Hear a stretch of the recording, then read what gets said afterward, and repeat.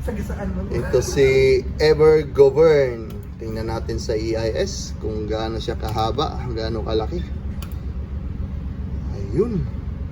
So meron siyang length na 400 meters. Beam niya ay 59. Oh, grabe. Ang laki talaga mga katingers, oh. Yung bridge nila, accommodation, ay nasa sa harapan. Tapos, yung panel nasa likuran. Yung engine casing nila. Siguro sa baba ng accommodation, may tunnel siguro yan. Hindi ko lang alam. Hindi ako sigurado. May daanan papunta engine room.